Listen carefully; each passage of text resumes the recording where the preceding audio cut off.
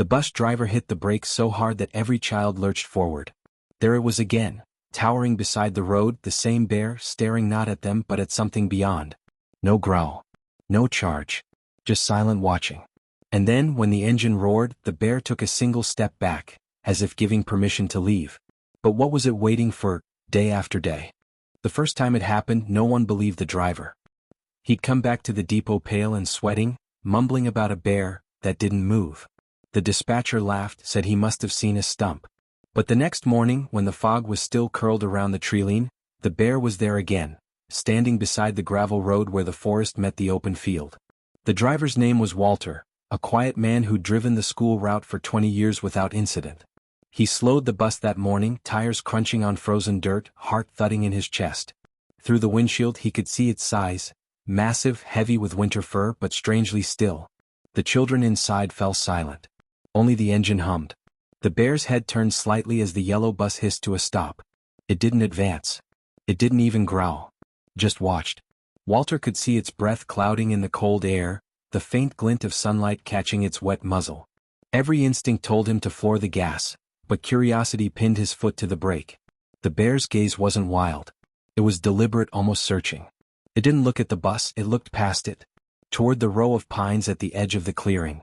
Walter realized something then. The bear wasn't there by chance. It was waiting. Behind him, a small voice broke the silence. "Mr. Walter, is it the same one from yesterday?" He didn't answer. His eyes stayed locked on the animal. For nearly a full minute, neither moved. Then, as if some invisible clock struck the hour, the bear shifted its weight, turned toward the trees and vanished back into the mist. Only after the tail disappeared behind the pines did Walter pull the bus forward. That night he told his wife. That same stillness haunted his dreams, the animal's eyes calm yet burdened. And when he woke before dawn, he knew he'd see it again. If you were in that bus, would you want the driver to stop, or to keep going without looking back? Next morning, Walter couldn't shake the memory. By the time he reached the first stop, the forest still shivered with fog, and there it was, exactly where he'd seen it yesterday. Standing beside the gravel shoulder, massive brown fur blending with shadows, the bear waited patiently. Inside the bus, whispers grew. Children pressed their faces to the cold glass, eyes wide, fingers tracing foggy streaks. "It's the same one," one murmured. "It's waiting again." Word spread through the small town by noon. Parents who picked up kids from school began speculating. Maybe it's hungry. Maybe it's sick. But Walter knew the truth was stranger. The bear didn't move, didn't eat, didn't threaten. It simply waited, day after day at the same place until the last bus left. Curiosity turned to concern. Townspeople gathered along the road, cameras and phones ready. Some tried to approach. The bear stepped back, maintaining a careful boundary. It was not aggressive, but it was deliberate, calculating, aware of every movement. The children started noticing details. A limp in its gait? The way it sniffed the air at a certain time? Or was it waiting for something else entirely? Walter began documenting every encounter, noting times, weather, even the angle of the sun. The bear's patience became almost ritualistic, a silent measure of the world beyond human perception. One afternoon, a local boy, Tommy, noticed something unusual. The bear's gaze lingered on the empty playground across the road. The swings swayed faintly in the breeze. And then, in a fleeting moment, Tommy swore he saw a small shadow move near the trees like another bear, or maybe a cub hidden in the brush. The bus engine roared to life. The bear took a single step back as always. But Tommy couldn't shake the feeling that today, the waiting had a purpose he didn't understand. If the bear had a secret reason for waiting, what do you think it might be, and would you try to uncover it? By the third week, the town was obsessed. Every parent, every child, every passerby talked about the bear. But Walter noticed something else. The bear wasn't just waiting, it was watching something specific. One crisp morning, Walter slowed the bus even earlier. Through the mist, he saw movement. A tiny figure darting behind a tree near the playground. A cub? A smaller animal? The bear didn't attack. Instead, it shifted slightly, almost as if shielding the shadow. Inside the bus, whispers grew louder. Children pressed to the glass and Tommy pointed. "There. Behind the tree." Walter's heart raced. The bear's patience had always been unnerving, but now there was intent. Protective intent. The massive animal crouched slightly, amber eyes fixed, muscles coiled yet calm. Later that day, Walter spoke to Mrs. Bennett, a teacher who had stayed behind to watch. "It's not angry," she said. "It's careful. Caring almost." The town's rumors escalated. Some feared danger, others praised bravery. But the real secret remained hidden. That afternoon, Tommy swore he saw the bear move closer to the cub, nuzzling it gently before retreating to its usual roadside perch. The twist became undeniable. The bear wasn't waiting for the bus, the children, or even food. It was protecting something. Every morning, it calculated the timing, ensuring the small figure remained safe until human activity cleared the area. Walter realized his entire understanding of fear was flawed. This wasn't a story of menace, it was a story of bond and vigilance, a hidden life of care that humans almost never witness. That evening, as he parked the bus and glanced back toward the forest, he noticed a small paw print near the road.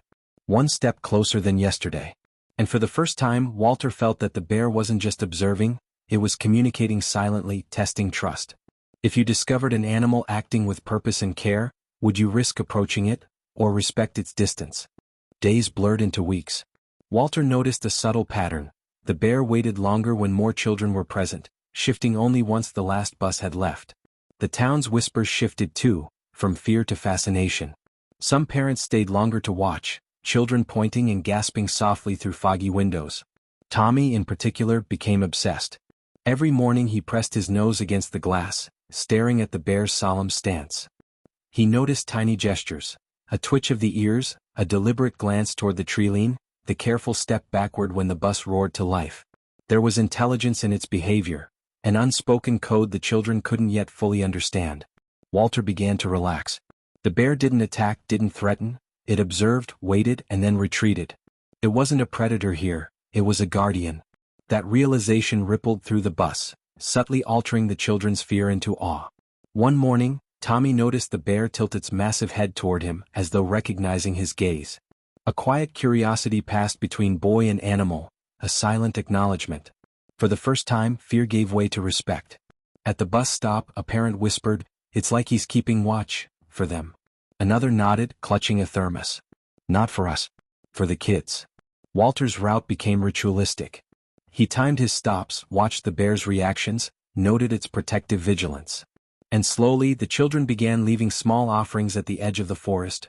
Apples, carrots, a blanket left carefully on a log, always placed just far enough to respect distance, never intrusive. For a brief, magical moment, the town realized. The bear and the children had formed a bond, silent but profound, bridging the gap between human and wild. But as with every bond, there was tension, a fragile understanding that could be broken. That morning, a car door slammed too loudly, startling the bear. Its muscles tensed. Eyes darted toward the bus. The children froze. And then, without warning, the bear charged, not toward the bus but away into the thick forest, leaving the children and adults in stunned silence. Have you ever felt an unspoken connection with an animal? How would you interpret their actions if you couldn't communicate directly? It started subtly. A news crew arrived from the nearby city, cameras and microphones in tow, eager to capture the school bus bear story for viral clicks. At first, Walter thought they would observe quietly. But they parked too close, laughed loudly, and crunched across the frost-covered roadside. The children pressed to the windows, whispering warnings, but the bear noticed immediately. Its posture stiffened, massive muscles coiling under thick brown fur. Its gaze shifted repeatedly between the noisy humans and the bus. Walter knew instinctively that the delicate trust had been broken. This wasn't aggression, this was protection taken to the next level. The cub, usually hidden behind the trees, peeped out. Its small, trembling form triggered a growl deep in the mother's throat. It was low and warning, resonating through the frosty morning air. Children gasped, frozen in their seats. Some parents gripped the bus seats, unsure what would happen next. The bear didn't attack the bus, but it charged toward the intruders, forcing the crew to retreat, cameras swinging wildly, microphones clattering to the ground. The tension was electric, hearts pounding, fear tangible. Walter realized the true stakes. The bear wasn't just a curious observer anymore, it was a guardian willing to risk confrontation to protect the cub. The lesson became painfully clear. The forest didn't exist for human spectacle. After the commotion, the bear returned to its familiar roadside perch, breathing heavy, eyes scanning the horizon. Its patience resumed, but Walter noticed something different. The once calm, deliberate stillness now carried a subtle wariness, a reminder that trust could be fragile and easily tested. That evening, the children left their small offerings again, but with hesitation. They understood now, the bear's world was not theirs to control. As Walter drove home, a sense of unease settled over the town. The line between wonder and danger had narrowed, and the next morning would reveal whether the bear's vigil would continue, or whether human interference had changed everything. The following morning the bus arrived at its usual stop. The fog lay thick across the road, softening the edges of the forest. But this time something felt different. The bear stood as always beside the roadside, but its posture was calmer, less tense. It was as if it had made a silent decision overnight.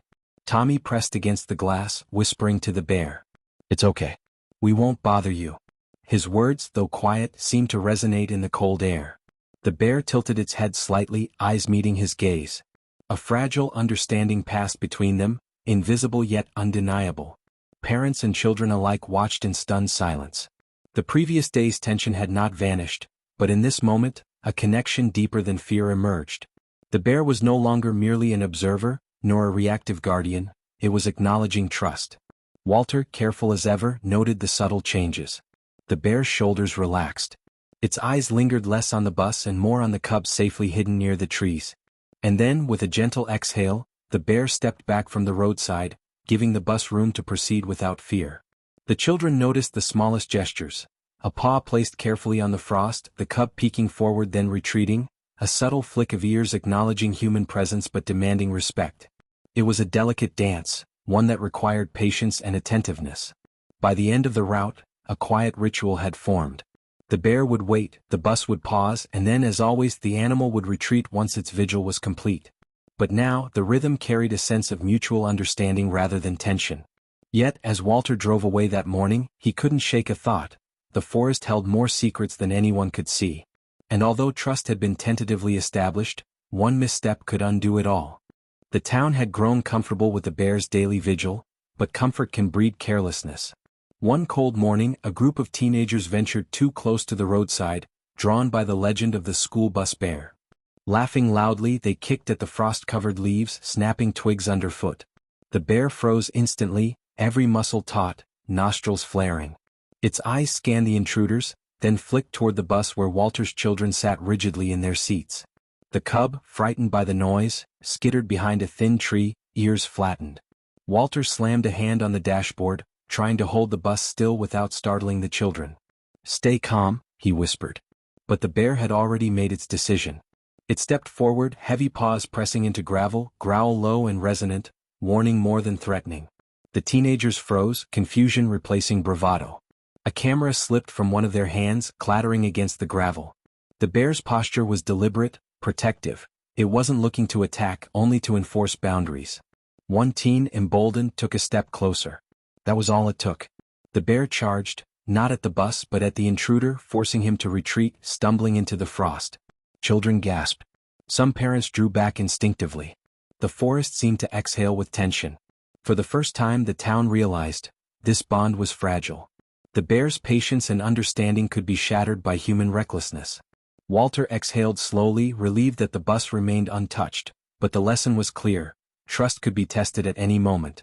And as the bear returned to its usual perch by the roadside, the cub cautiously emerging from behind the tree, Walter noticed a subtle shift. The bear's eyes were sharper now, more vigilant, almost calculating. Something had changed, the harmony of understanding had been disturbed. It was a bitterly cold morning, the kind where the fog sits heavy on the road and the forest seems to hold its breath.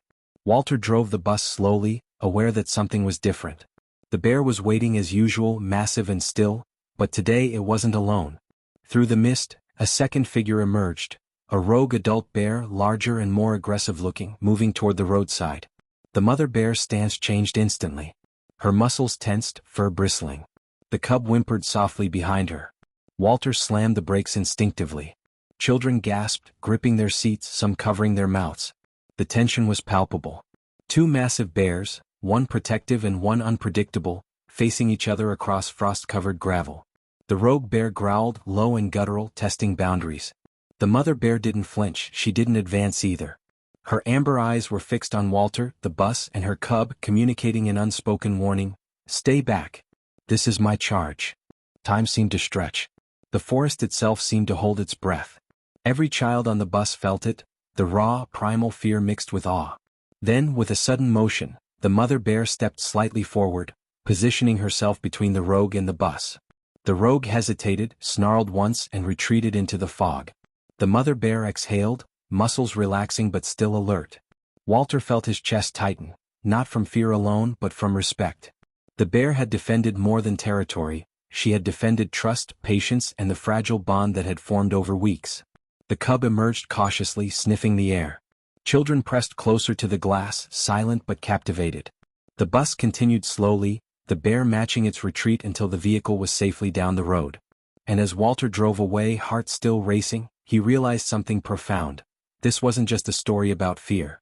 It was about vigilance, patience, and the unspoken communication that exists between humans and the wild, fragile, beautiful, and easily disrupted. Have you ever witnessed a protective instinct in the wild that humbled you? How does it change your view of human-wildlife interactions? The following week, a hush settled over the roadside. No rogue bears appeared. No cameras intruded. Only the mother bear and her cub remained, patient and deliberate as ever, waiting for the bus to arrive, then retreating once it had passed.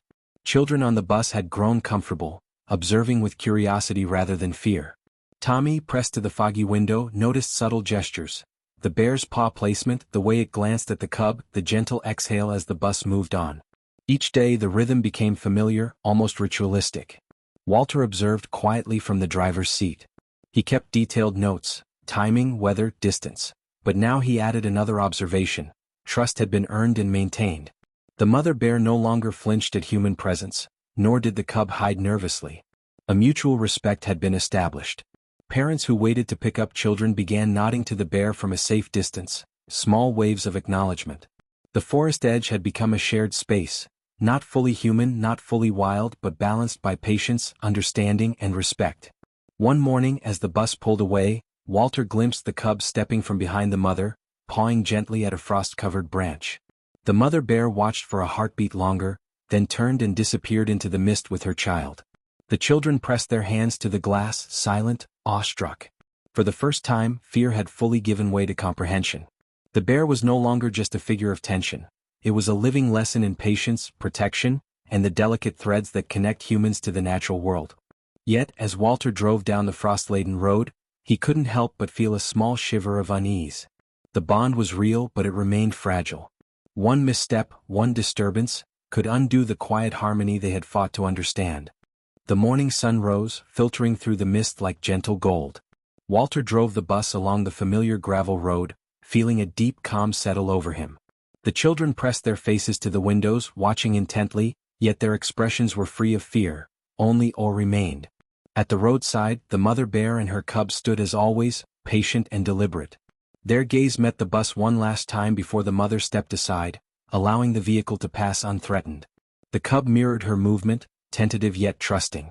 The road stretched ahead, but the memory of the bear lingered in every frost-laden tree and misty shadow. Parents waiting at the stops waved softly, nodding in quiet acknowledgement. The ritual had become a delicate harmony between humans and wildlife, a lesson in patience, respect, and unspoken understanding. Walter parked at the depot, exhaling slowly. He had driven this route for decades but never had a day felt so significant. The children, buzzing quietly with whispered questions, had witnessed something rare, a bond between two very different worlds. As he looked back down the road, the mother bear and cub disappeared into the trees, their massive forms gradually swallowed by the mist. Yet Walter knew the rhythm would continue, silently, unseen by most, maintained by patience and mutual respect. The forest had taught the town a simple but profound truth. Coexistence was possible, not through control, fear, or dominance, but through observation, care, and understanding.